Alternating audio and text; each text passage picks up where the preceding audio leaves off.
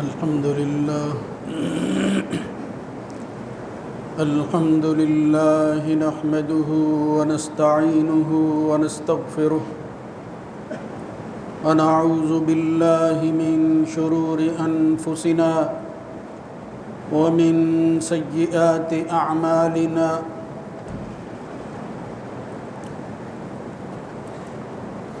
من يهده الله فلا مضل له ومن يضلل فلا هادي له وأشهد أن لا إله إلا الله وحده لا شريك له وأشهد أن محمدًا عبده ورسوله اللهم صل على محمد وعلى آل محمد كما صليت على إبراهيم وعلى آل إبراهيم إنك حميد مجيد اللهم بارك على محمد وعلى آل محمد كما باركت على إبراهيم وعلى آل إبراهيم في العالمين إنك حميد مجيد أما بعد فإن خير الحديث كتاب الله وخير الهدى هدى محمد صلى الله عليه وآله وسلم وشر الأمور محدثاتها وكل محدثة بدعة وكل بدعة ضلالة وكل ضلالة في النار رب أعوذ بك من همزات الشياطين من همزه ونفخه ونفسه يا أيها الذين آمنوا اتقوا الله حق تقاته ولا تموتن إلا وأنتم مسلمون يا أيها الناس اتقوا ربكم الذي خلقكم من نفس واحدة وخلق منها زوجها وبث منهما رجالا كثيرا ونساء واتقوا الله الذي تساءلون به والأرحام إن الله كان عليكم رقيبا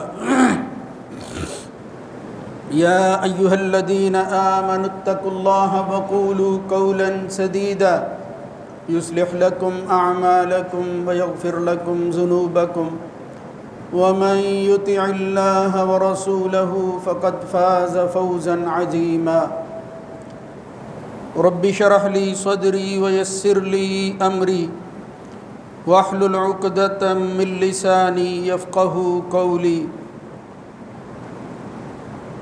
قل الحمد لله وسلام على عباده الذين اصطفى الله خير أما يشركون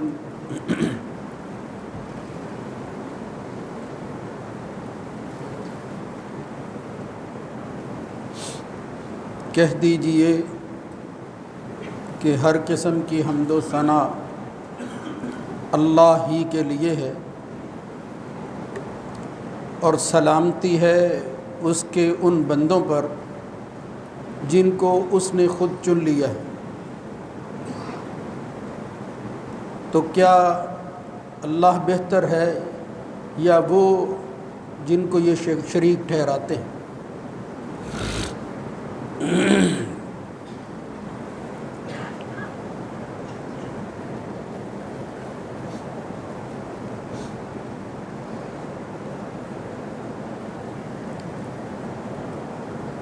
اللہ رب العزت کی حمد و ثنا کے بعد درود و سلام سید الرسل سید ولد آدم خاتم النبیین جناب محمد الرسول اللہ صلی اللہ علیہ وآلہ وسلم کی ذات گرامی پر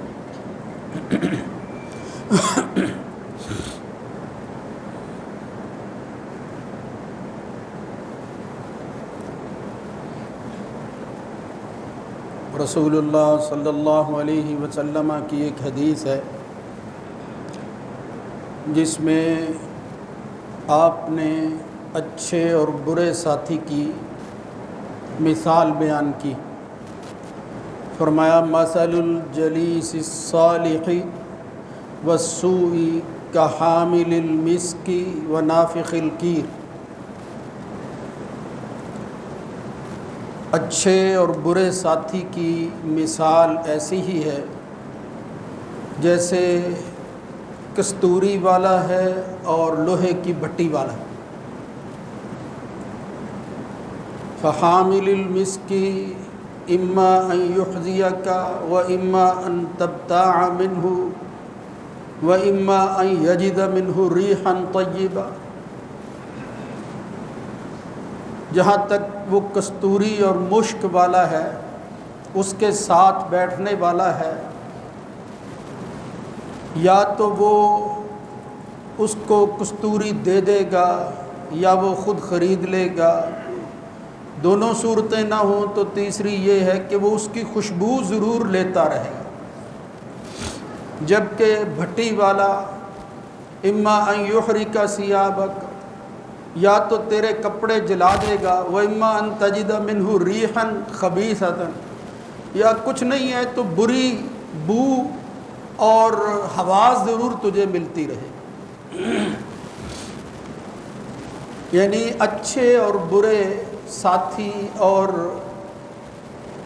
دوست کی مثال رسول اللہ صلی اللہ علیہ وسلم نے یوں بیان فرمائی. اب یہ اللہ کا انتخاب ہے کہ اللہ کس کو کس کے لیے منتخب کر لیتا ہے، کس کے لیے چن لیتا ہے. مختلف چیزوں کے انتخاب کے حوالہ سے قرآن و سنت میں ذکر ہوا ہے. یہ جو آیت میں نے سورہ نمل کی ابھی پڑھی ہے، اس میں فرمایا اے نبی صلی اللہ علیہ وسلم، اللہ کی حمد کے بعد یہ اعلان کر دو کہ اللہ تعالیٰ کی سلامتی، امن، خیر اور تمام تر بھلائیاں ان لوگوں کے لیے ہے کہ جن لوگوں کو اللہ رب العزت نے منتخب کر لیا اور چن لیا. یعنی جن کا انتخاب اللہ کرتا ہے، پھر ان پر اللہ کی سلامتی نازل ہوتی ہے، ان پر جو ہے وہ سکون برستا ہے.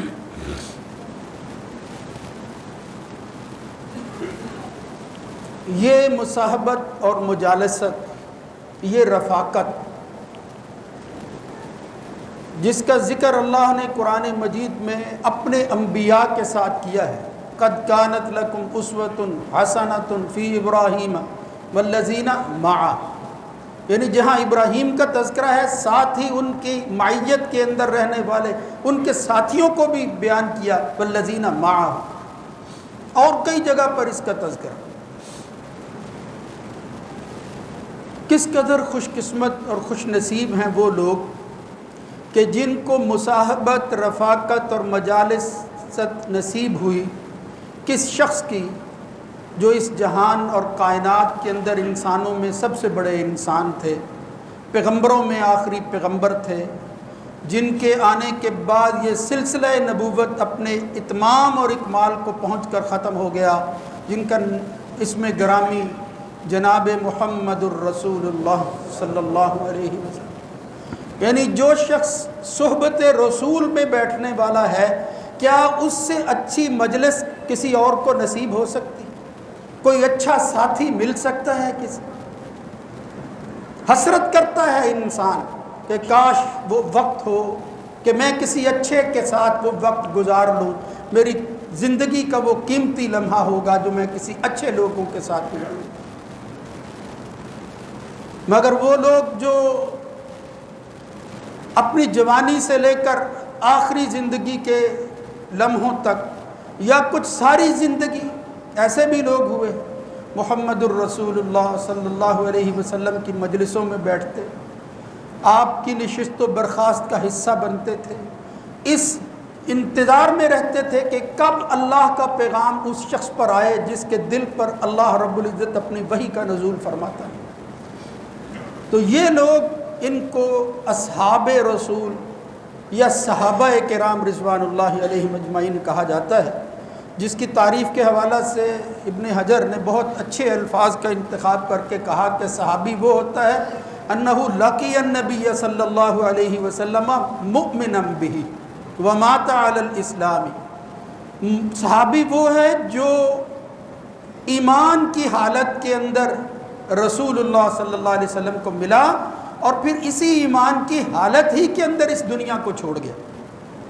یہ نہیں ہے کہ بعد میں اس نے اس دین کو، اس رشتے اور نسبت کو وہ چھوڑ دیا، نہیں، مات علی الاسلام۔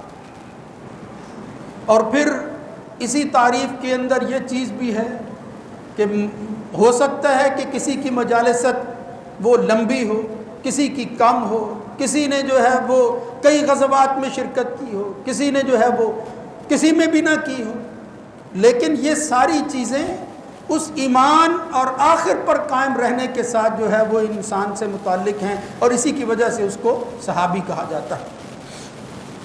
کسی عذر کی وجہ سے بعض دفعہ انسان دیکھتا تو ہے، لیکن اس کا دیکھنا آنکھوں کے ساتھ نہیں ہے، کسی اور ذریعے سے ہوتا ہے۔ جس طرح وہ صحابی جو بصارت سے جو ہے وہ محروم تھے، بصیرت ان کے ہاں موجود ضرور تھی، آنکھوں سے اللہ کے رسول کو نہ دیکھ سکے، مگر دل کی آنکھوں سے ہر وقت اللہ کے رسول کا دیدار کرتے۔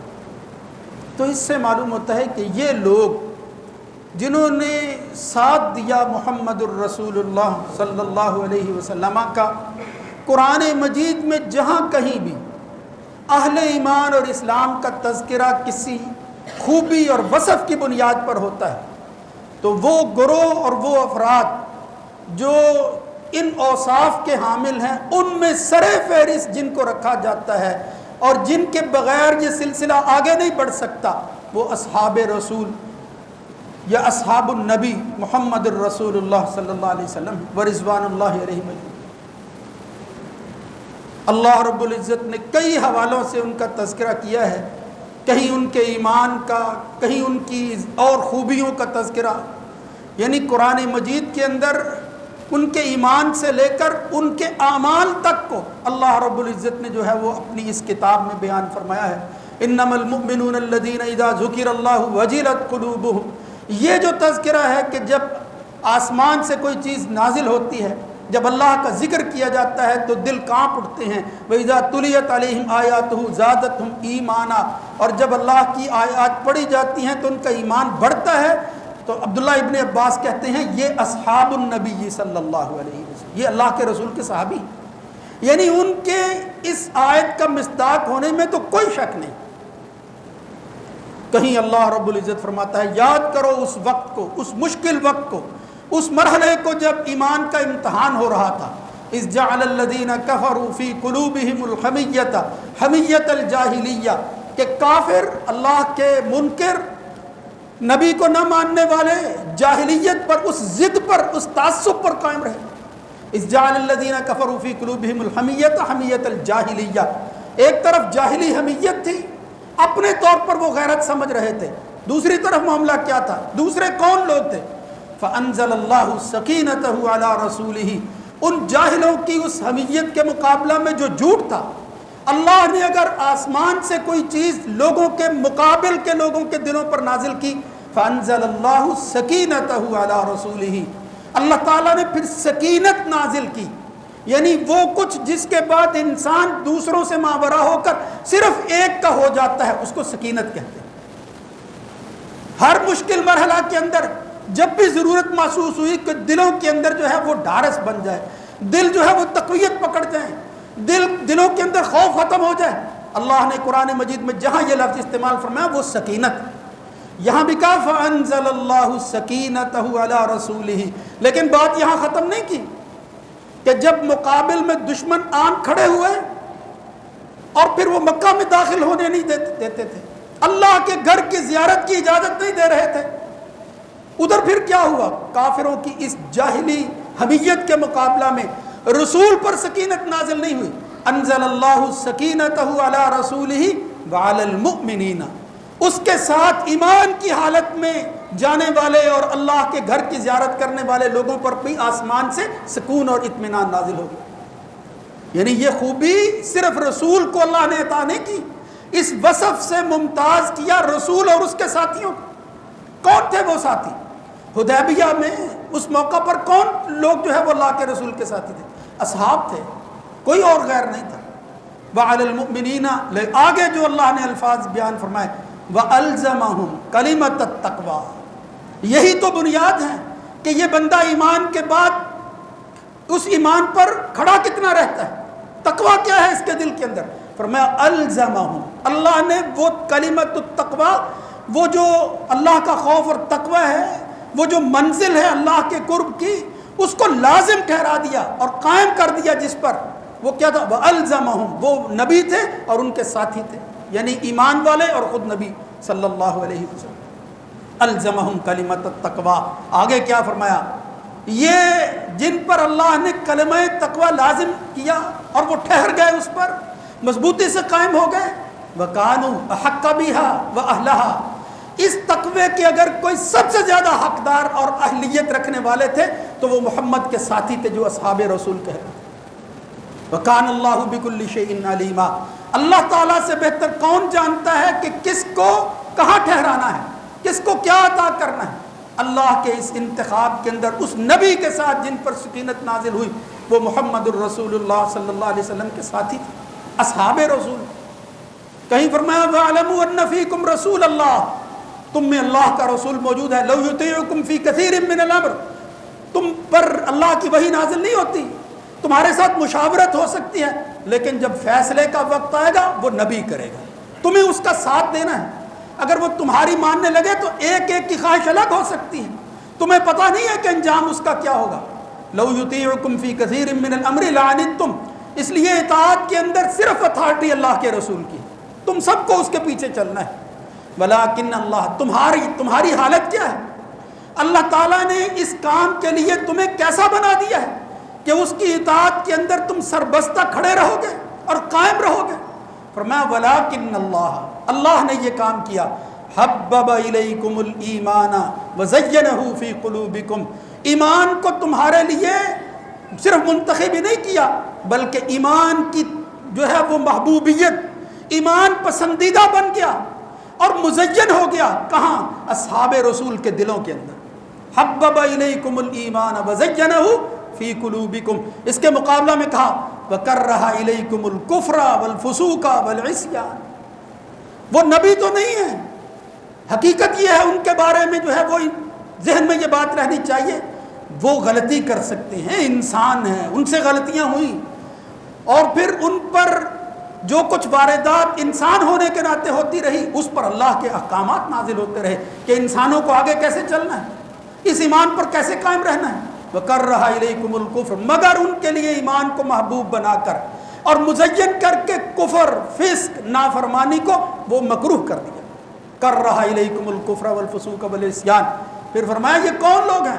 أُولَٰئِكَ هُمُ الرَّاشِدُونَ، یہ صرف اللہ کے رسول کے ساتھی نہیں ہیں بلکہ اس مصاحبت، مجالست اور رفاقت کے اندر ساتھ کا یہ عالم ہے راشد، یعنی ہدایت کو قبول کرنے میں وہ دیر نہیں کرتے۔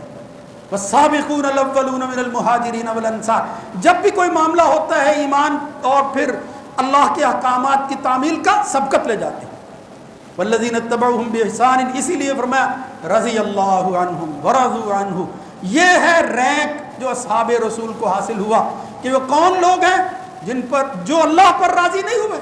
یہ بہت بڑی بات ہے، انسان اللہ پر راضی ہو جاتا ہے، خوش نصیبی ہے اس کی، سمجھتا ہے میرے لیے یہ اعزاز ہے، مجھے یہ مل جائے۔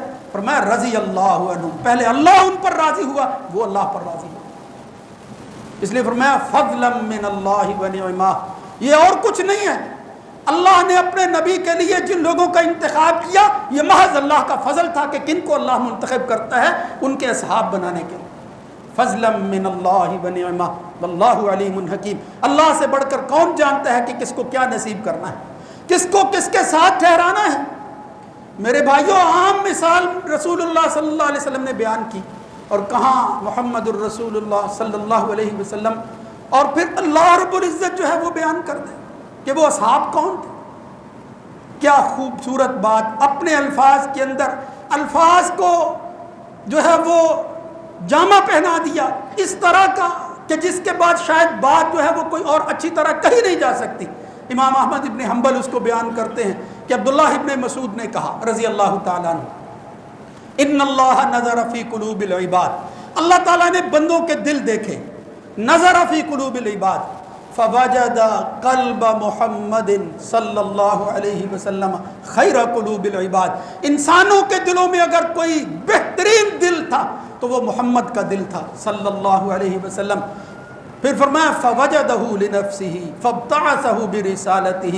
اپنے لیے اگر کسی دل کا انتخاب کیا تو وہ محمد کا دل تھا، اور پھر اس کو رسالت اور اپنا پیغام دے کر رسول بنا کر بھیج دیا.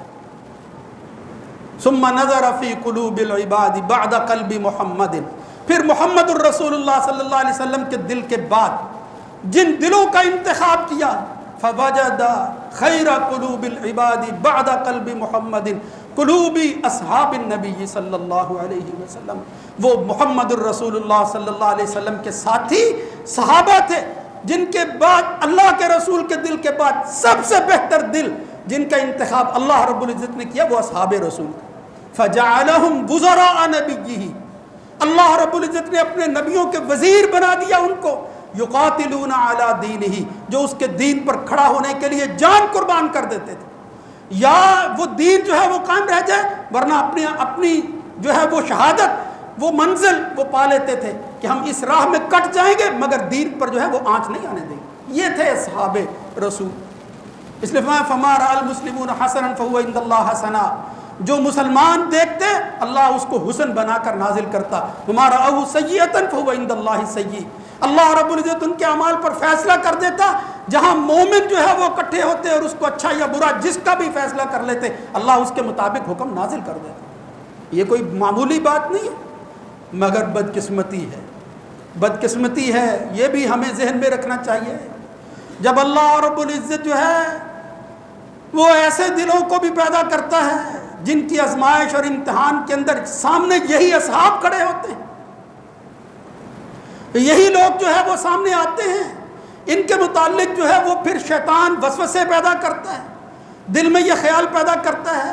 کبھی کہتے ہیں احد سے بھاگ گئے، کبھی کہتے ہیں فلاں موقع پر حضور کے ساتھی نہیں تھے.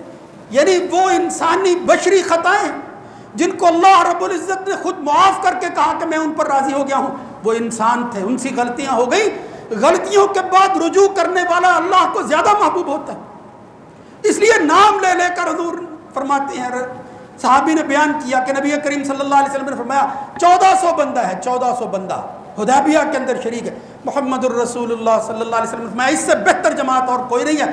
اللہ رب العزت نے ان میں سے ایک ایک کو اپنی رحمت اور اپنی بخشش کا حصہ جو ہے وہ عطا کر دیا، معاف کر دیا ہے اللہ تعالیٰ نے.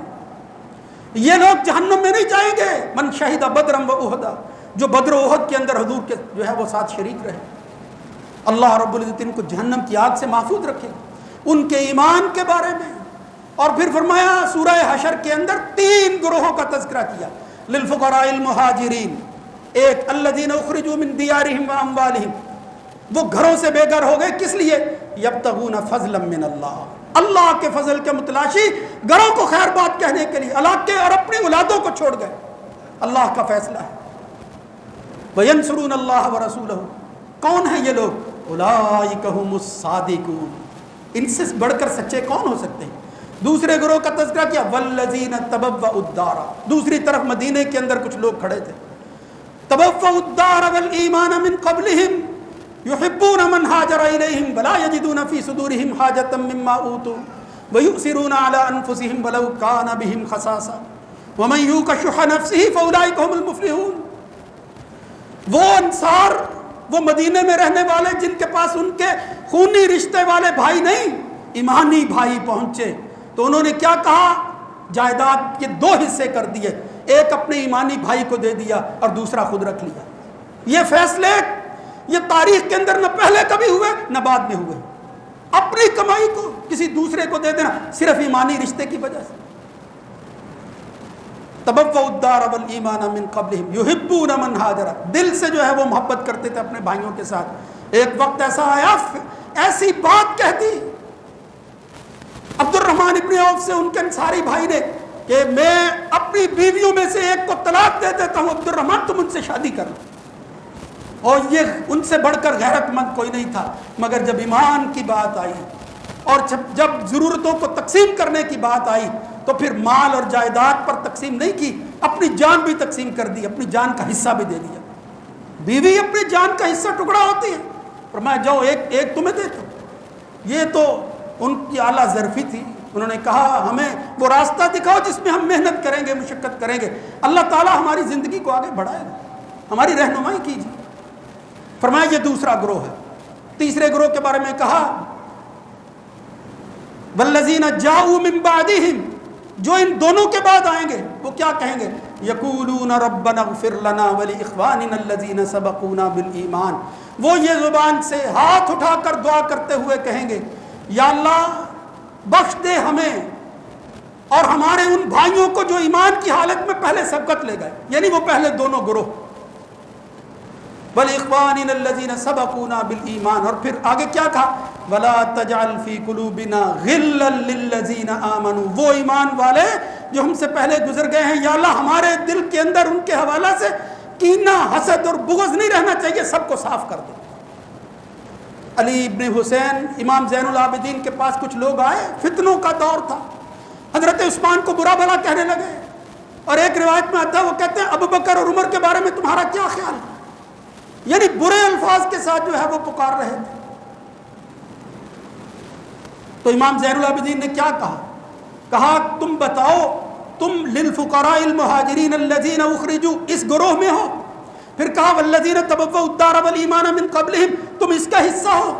جب انہوں نے کہا نہیں، نہ ہم پہلے گروہ میں ہیں نہ دوسرے میں ہیں، تو کہا پھر میں فیصلہ کرتا ہوں کہ تیسرے گروہ کے اندر وہ شامل ہوتا ہے جو پہلے دونوں گروہوں کو مانتا اور تسلیم کرتا ہے۔ لَتَخْرُجُنَّ مِنَ الْإِسْلَامِ، میں تمہارے بارے میں فیصلہ کرتا ہوں اگر تم پہلے دو گروہوں کے ایمان پر شک کر رہے ہو اور اس طرح کی باتیں کر رہے ہو ابو بکر، عمر اور عثمان کے بارے میں، لَتَخْرُجُنَّ مِنَ الْإِسْلَامِ، پھر تم اسلام سے نکل چکے، تمہارا اسلام سے کوئی تعلق نہیں ہے۔ اللہ نے جس تیسرے گروہ کا ذکر کیا وہاں شرط لگائی ہے، وہ کیا کہتے ہیں؟ ربنا اغفر لنا ولاخواننا الذین سبقونا بالایمان، وہ کہتے ہیں اللہ ہمیں بھی بخش دے اور ہمارے پہلے ایمان والے سبقت لے جانے والے مسلمانوں کو وہ بھی بخش دے۔ وہ تو ان کے ایمان کی دعائیں کرتے ہیں، ان کے لیے بخششیں مانگتے ہیں، تم ان کو گالیاں دے رہے۔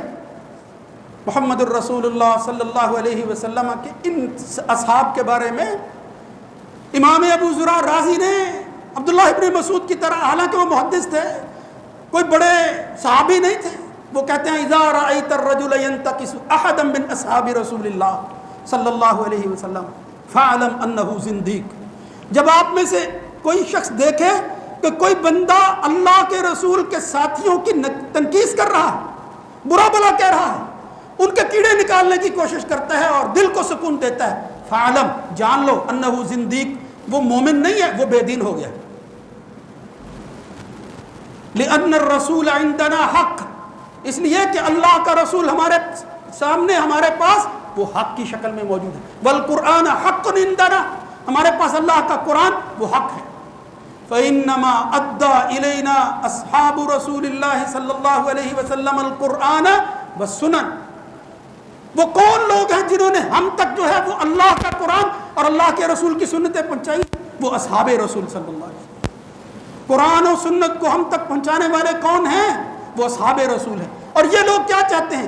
یریدون ان یجرحوا شہودنا، یہ چاہتے ہیں کہ ہمارے گواہوں کو زخمی کر دیں، اور زخمی کرنے کے بعد جو ہے وہ کچھ کہیں کہ جس کی وجہ سے لیبطلوا الکتاب والسنہ، براہ راست قرآن و سنت کو نہ جھٹلائیں، لیکن ان کو مجروح کرنے کے بعد، ان پر حملہ کرنے کے بعد قرآن و سنت کا ابطال کر دیں، جھٹلا دیں، قرآن و سنت سے جان چھڑا لیں۔ فرمایا فاعلم انہ زندیق، یاد رکھو یہ لوگ بے دین ہیں، ان کا دین سے کوئی تعلق نہیں۔ یعنی ایمان کا لیول اگر تم نے چیک کرنا ہے تو پھر دیکھو کہ اس ایمان کو پہنچانے والے گواہوں کے بارے میں تمہاری رائے کیا ہے۔ جس طرح امام زین العابدین نے کہا، امام ابو زرع رازی کہتے ہیں میرے بھائیوں یہ دین اور ایمان کا مسئلہ ہے۔ امام طحاوی نے بڑے خوبصورت الفاظ کے ساتھ کہا کہ حب اصحاب النبی صلی اللہ علیہ وسلم ایمان، اللہ کے رسول کے صحابہ سے محبت کرنا ایمان ہے، وبغضهم کفر و نفاق، قرآن و سنت بتاتا ہے کہ جو ان کے بارے میں کینہ، حسد اور بغض رکھتا ہے وہ یا تو کفر پر ہے یا نفاق پر ہے، اس کے علاوہ کوئی راستہ نہیں، ایمان نہیں ہے پھر۔ اس لیے میرے بھائیوں خدا را کہیں ہم نہ چاہتے ہوئے ایسے لوگوں کی باتوں کا شکار نہ ہو جائیں کہ جو اصحاب رسول کے حوالہ سے ان کو متون ٹھہراتے ہوئے ہمارے ایمان پر جو ہے وہ ڈاکہ ڈالیں، ہمارے ایمان کے حوالہ سے کسی آزمائش میں مبتلا کر دیں، ان سے ہمیں بچنا ہے، ان سے ہمیں اپنے آپ کو بچا کر رکھنا ہے، دور رکھنا ہے۔